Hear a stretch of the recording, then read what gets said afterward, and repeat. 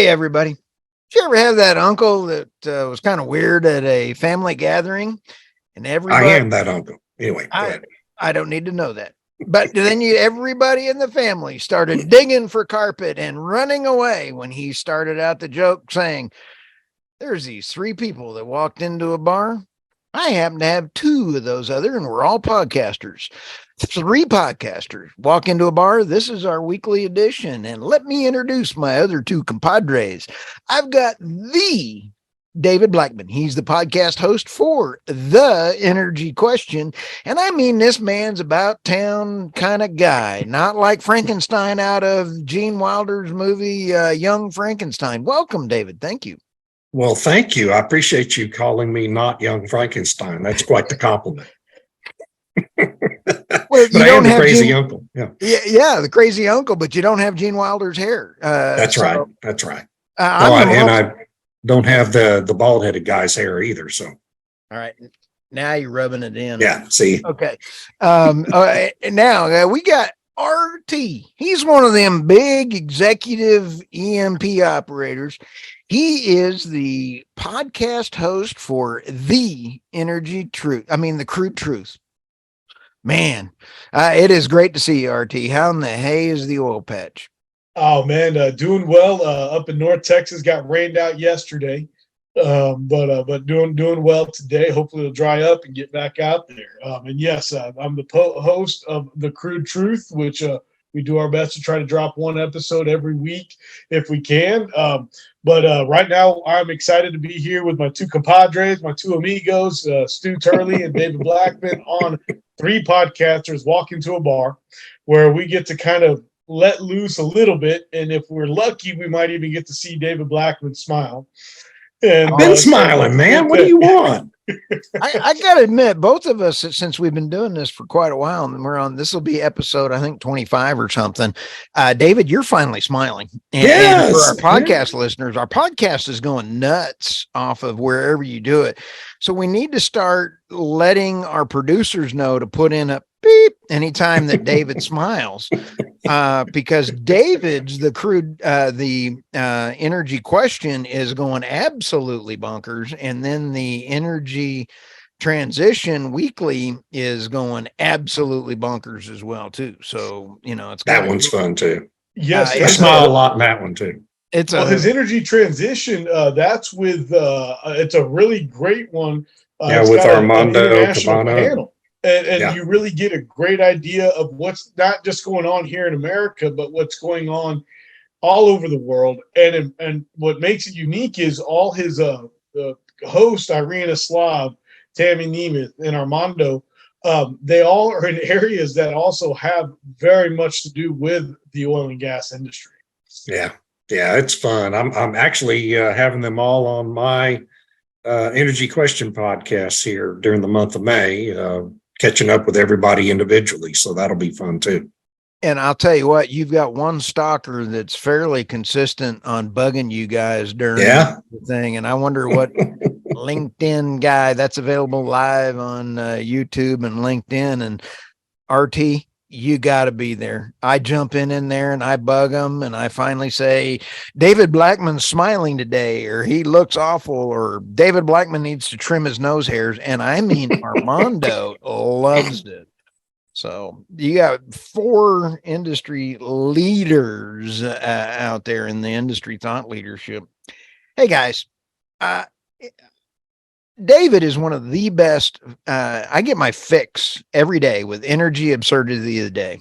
Yes. His Forbes article. I want to just drive down the street, give him a hug. I got one for you, though. This one was kind of fun the other day. Let me read you the title. Ford loses nearly 60,000 for every electric vehicle sold. I thought renewable energy was supposed to be sustainable.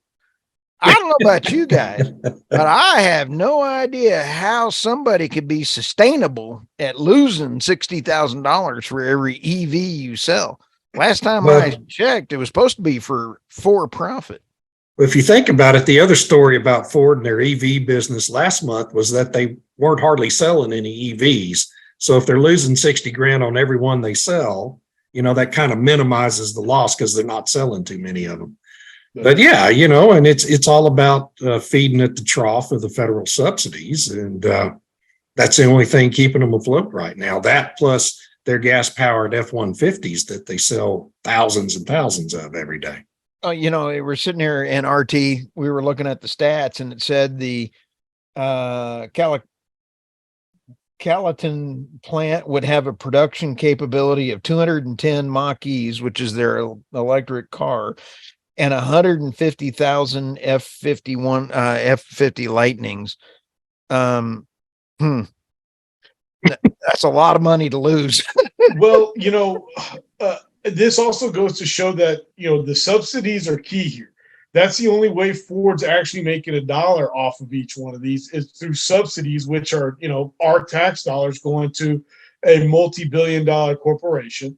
But also that, the market is not ready for electric vehicles. Capitalism is king, okay? And since you cannot make $1 off of renewables like electric or wind, there's the only way that you're gonna win in that scenario is through these subsidies. So, until we can figure out, getting back to it, lost my train of thought. Until we can figure out a way. Squirrel. But no, until we can actually figure out a way to make these things profitable, wind and solar and electric, and more importantly in this topic, electric vehicles are not the way to go in a capitalistic world. Now, we want to go to a socialist, communist, 1984 Orwellian style universe, then absolutely this is the way to go. Let the government pay for all the vehicles and tell us what to do and when. David, what do you think about China? Because China's got such a big EV car a head start on a lot of things. Yeah. Because they can produce all their electricity with one new coal fire plant per week going in. So I think EVs make a lot of sense if you can fire them up by coal. Well, that, and look what else they control. They control the supply chains for all the energy minerals that go into the EV batteries and the wind turbines and the solar panels. They make the solar panels, they make the wind turbines, they make millions of electric vehicles that they're selling, making huge inroads to selling in South America and Europe and other parts of the world. So, this is a bonanza for China. A bonanza? A huge bonanza. Yeah, bonanza. A windfall. Is that like a bidet? No. A bidet. Wait, hold on. Wait. Wait, I want to get back to this bonanza real quick, and I'm about to be embarrassed here. When you say I'll be Little Joe, I get to be Little Joe. Okay, well, that's fine, and I'll be. My favorite was Adam all the time, always dressed in black, and I was like, that makes Stu Haas. That means Stu I'm is Haas, baby. Yeah. Haas is cool, baby. Stu is definitely. But that's all I think of when I hear the word bonanza. But I guess bonanza means a plethora. Is that what it means? A plethora? Well, kind of, yeah. A plethora. Hey, you're quoting from my favorite movie of all time, Three Amigos. And if we're going to do Three Amigos, I want to be El Guapo. That's all. That's my only qualifier. Oh, El Guapo. Because that means the handsome one in Spanish, So that's me. But would you say that you have a plethora of gifts? Of piñatas. Today? A plethora of piñatas. Actually, that is one of my favorite movies of all time as well. God. I can quote that. But when you go back and watch it, it's like you just shake your head with the wrongness. It's kind of like I know you couldn't make it anymore. But. No, you couldn't, because I'd really describe it like the early '90s Saturday Night Live. I'd watch it in the early '90s and laugh, not really getting it. Then you become, a teenager and grow up in your 20s. You're like, oh my God, really? Is that what I was laughing at? And I love Martin Short. Then go back and watch The Magnificent Seven with Steve McQueen and Yul Brynner, and it makes Three Amigos just that much more fun. Right. But Three Amigos is the same plot. It's a remake of The Magnificent Seven.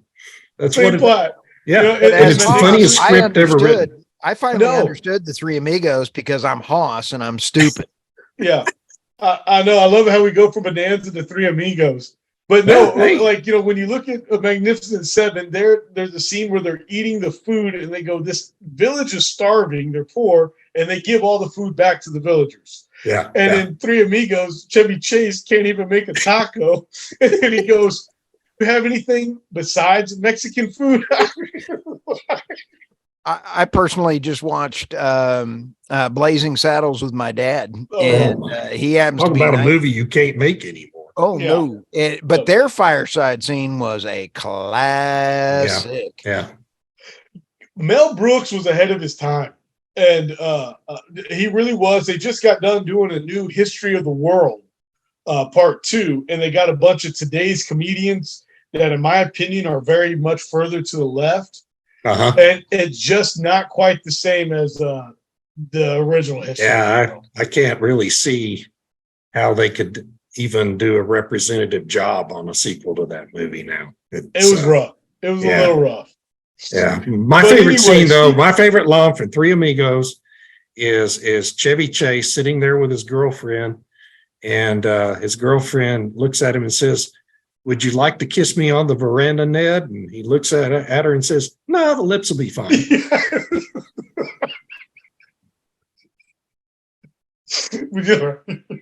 Anyway, okay, enough Three Amigos talk. Well, speaking of Three Amigos, the wind, solar, and electric race, they're having a tough time, especially here in Texas right now. First of all, did y'all know that Texas has 4 of the world's largest wind turbine farms right here in Texas? I didn't know that, but drive through West Texas, it certainly wouldn't surprise you. No, and only 10% of it works. So it makes We'll fact check you on that one, but I know it's not a lot. Well, it was $3 billion to get the transmission lines from West Texas to East Texas. Wow. And on that, I had interviewed Robert Bryce and Meredith Angwin and they had some stats on the grid. Great interview, by the way, Stu. Anyway, go ahead. Thank you. That was them. Well, hey, way to go, Stu. That again, great interview. No, on my Substack, I wrote had an article regarding how the Texas wind farms, and they're coming out with a study that actually the temperature has risen. The temperature has gone up in areas of this wind farm, and what they're looking at here is that actually the hot air, because as we all know, hot air rises. The wind farm and those wind turbines are actually bringing the air back down, cooling or heating up the surface. So not only are we heating up the surface, but let's be real. These wind turbines have such a large footprint, from shipping them on 18-wheelers to the cranes needed to set them all up, to the large concrete pads that they're going to be on forever, and all the oil that's needed to continue to keep it lubricated to go in a circle. These are large footprints already, and it's actually warming up the surface, which means it's going to be harder for vegetation to grow in these areas where these farmers have allowed wind farms to be. What a mess! It really is. Just real quick, I've been doing a lot of number crunching, and I finally got a hold of some folks. Meantime between failure on also is tied to when it is monetized or when it goes out.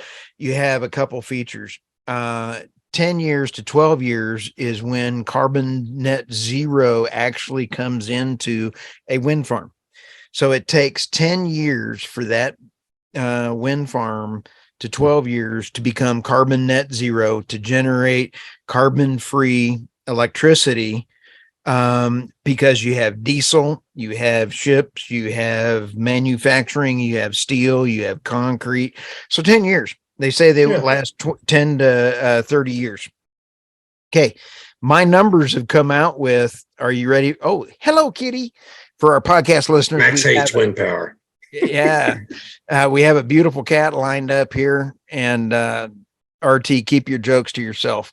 And so now my numbers have been showing less than 10, closer to 8. And I got quoted yesterday, and it's pretty cool.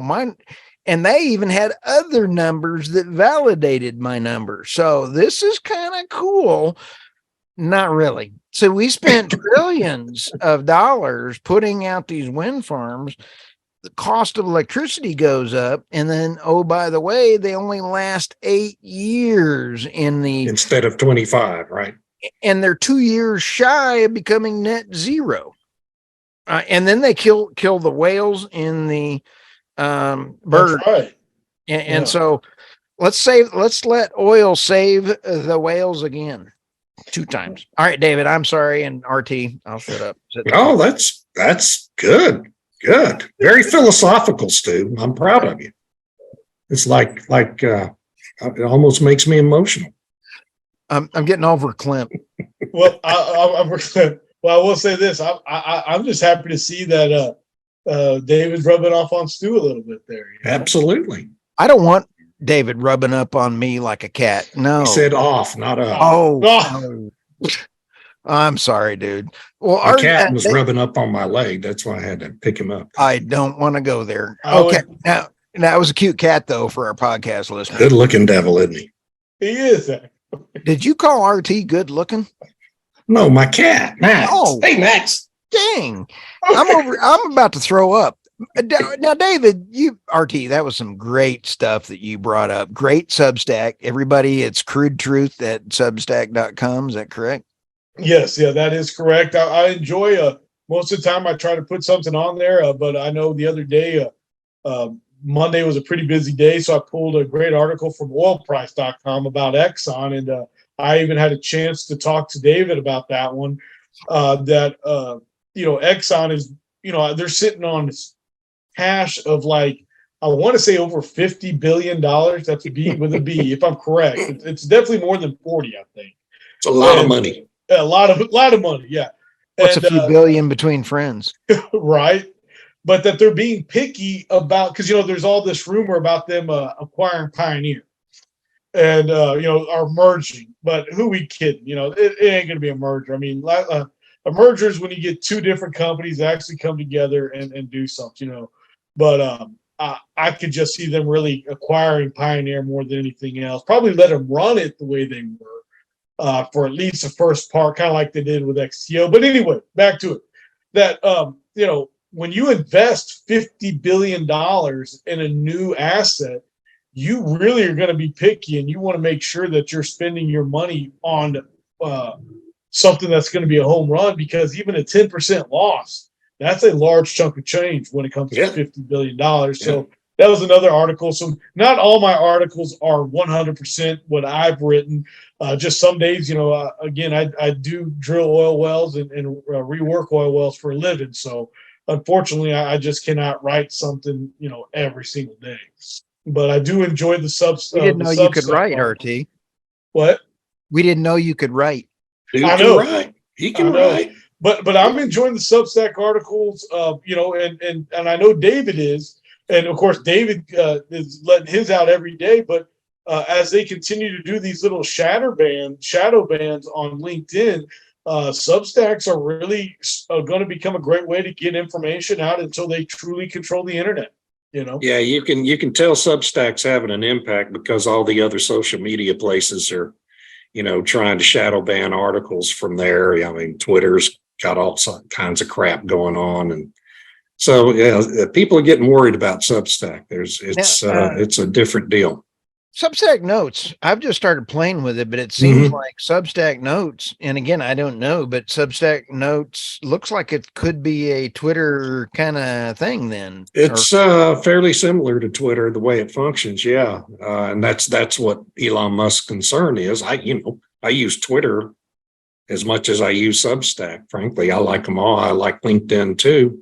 But LinkedIn has really started shadow banning my stuff big time. Oh, and the founder of LinkedIn, didn't I see him in the news yesterday? Because he was, I think, either Epstein or left wing. Left wing Epstein. I'm not sure. I have to go fact check myself. But he was on Fox News as a person of not so savory character. You're talking about Jeffrey Epstein, right? Who did not kill himself, by the way.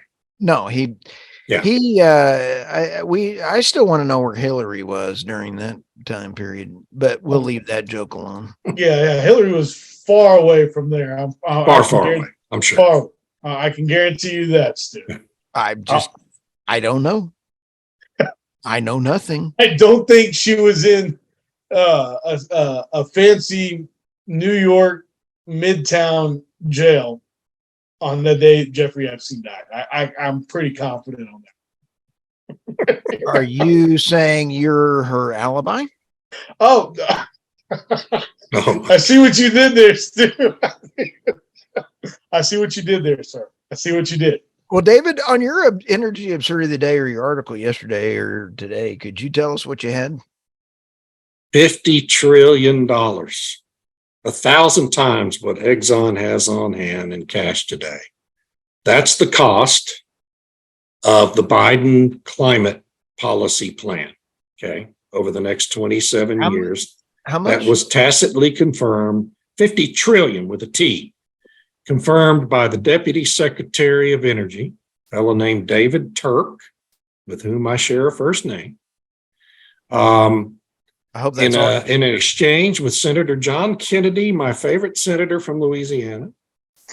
David Turk basically confirmed that a reasonable estimate of the total cost of the Biden energy and climate plan over the next 27 years is $50 trillion. Now, for some context, we've all been talking ad nauseum about last year's Inflation Reduction Act, which had $369 billion with a B, billion dollars of green subsidies in it. $50 trillion is 135 times 369 billion. That amounts to, over 27 years, what's 5 times 27? a lot. 135. So the cost of the Biden energy and climate plan is 5 additional IRA bills passed by Congress every year for the next 27 years. It's also more than the combined gross domestic product of the United States, China, India, Japan, and Germany combined. That's what the Biden people expect us to pay for energy and climate policy in just 27 years. David, Insane. Would that not make us go broke as a nation? Yeah, hell, we're already broke. I mean, our national debt. Just what devalue the currency. But I mean, what is? I want to get okay. Here's my question. It has absolutely nothing to do with the article and $50 trillion. What is their end game plan? I mean, is it this? And again, I don't mean to get off on it or get off on a tangent or on something crazy here, but with those types of dollar amounts that you're talking about, David, that is just as concerning as this BRICS alliance. It's some things that we may not be able to stop. And if we so it's like, what is it this new world order where it's just one government is what they're trying to do? Or, I mean, and again, I'm not trying to be crazy or go off conspiracy theory or anything like that. You're bringing it up there, Sherlock. Yeah, I'm not going to try to assess what their end goals are. I mean, there are a lot of theories flying around about that. All I'm trying to do is convey what the actual cost of the Biden energy plan is. And it was essentially confirmed at that hearing by David Turk. The video's viral out there. You can go to my Substack, blackmon.substack.com, and not only view the video, I compiled a transcript of that exchange for my readers, just as a service to my loyal readers. This morning, it took me about an hour and a half. And you can see the exchange for yourself. You don't have to believe me. Unbelievable. Yeah, it's just stunning. $50 trillion. Money does not grow on trees. Inflation grows on printed money. Yeah, it just exactly. I mean, this thing. Anyway, I'm trying to figure out who will publish that for me. I have submitted it to the Daily Caller. Hopefully they'll publish it. If not, I'll find somebody else. We know Forbes won't. I didn't say that. I haven't thought about submitting it to Forbes. I would agree. That's a chunk of change. And, getting back to just your article and this 50 trillion, I believe in saving the planet just as much as the next person. And I believe in, as you both know, I have a goodness, he's almost 1.5 now, 1.5-year-old boy. He got my name. So I'm very proud of the word legacy. I don't use it very much because I think that it gets played now more than it needs to be. But I enjoy hunting, fishing, camping. My son, I think he would live and breathe outside, and he's only 17 months old. He loves it outside. I sure hope he loves looks to be like able to take a deep breath of air. I sure hope he looks like you. I hope he gets his looks and brains from his mom. Oh, we all know that he definitely gets his looks from his mom. There's no ands about that. And hopefully the brains as well.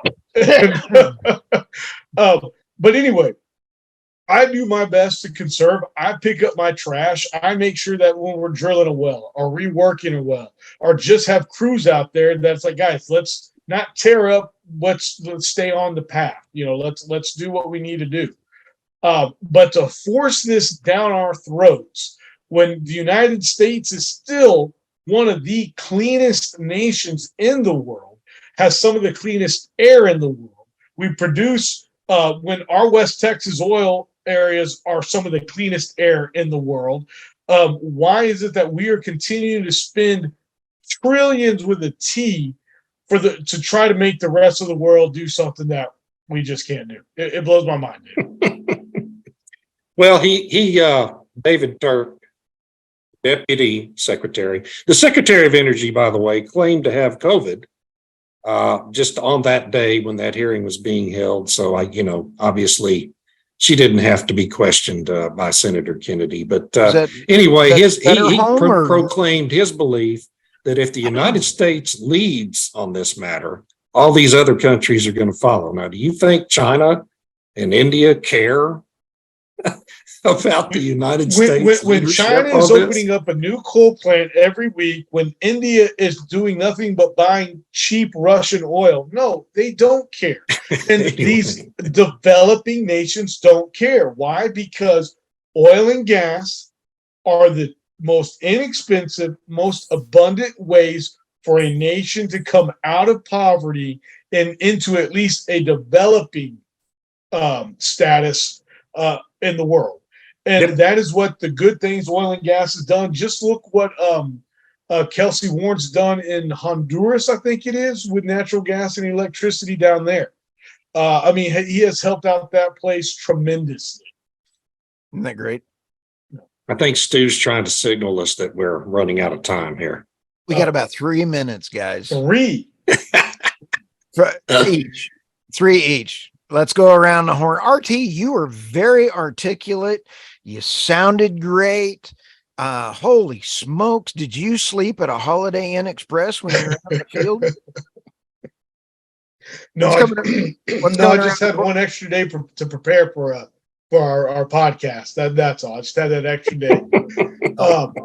And again, to our listeners out there, I want to say thank you very much. And if y'all watched my podcast, The Crude Truth, or David's The Energy Question, or his with the others, Energy Transition, or if you listen to Stu's Daily Energy News Beat with Michael Tanner, I hope you can enjoy this one in a way that's kind of more laid back, that you can laugh along. Yes, these are all very serious topics, and we touch on them probably in a more serious tone on our different podcasts and TV shows. But man, it is just so much fun to do this with Stu Turley and David Blackmon on a daily basis. Especially too. So please, thank you guys. Please get out there, subscribe to our stuff. Give us only 5-star reviews. Also, I'm looking at David's Substack article on the 50 trillion, and it says Forbes breaking news down at the bottom. So I don't know what that's about. David, your turn. I don't know either. It's probably from some other story I did. Anyway, yeah, so that story's out there. We do something new every day at Substack. The energy question, my gosh, we must have recorded 8 episodes last month, Stu. I'm even doing them more frequently than a week. You're killing Just so many people to interview and so many topics to cover. And yeah, like RT said, please give us a positive review whenever you like something, and when you don't like something, just stay quiet. We don't need the bad reviews. No, and Anyway, great that's job. it for me. The Sandstone Media looks like we're going to be hitting 1 million downloads here pretty quick, and you guys are all in that Sandstone Media. And also yesterday, Energy Newsbeat had 40,000 people on it yesterday, and we got seriously attacked by 12 denial of services out there. So it means it's telling us that your articles, our articles, and everything out there is being attacked. Somebody doesn't like it. Sounds like Russian election interference. Hey, Stu. I don't have a laptop that was stolen. Real quick, 2 things. One, a shameless plug. I've got some great people coming on the Crude Truth. Yes. I've got a railroad commissioner, Christian Kranick, on an episode coming up. I even have a couple of other oil and gas service companies that are all out in West Texas. They're in the Permian Basin. Just so excited. I mean, without service companies, we're not doing anything as operators. So I got to highlight them. Now, real quick, Stu, with 40,000 people looking in on the Energy Newsbeat and the Sandstone Group with all of our podcasts doing 1 million downloads, are there sponsorship opportunities for our listeners out there? Absolutely. And they can reach out to either me, you, or David. And if you want to get the word out, here's where you get it out. There you go. All right. With that, guys, we're going to see you next week, but we'll even have some more entertainment next week. So with that, I hate to even think that. I know. I don't know. How's that possible? I don't know. How we get any funnier? What's a few trillion between friends? Exactly. We'll see you guys next week. All right. Adios. Adios.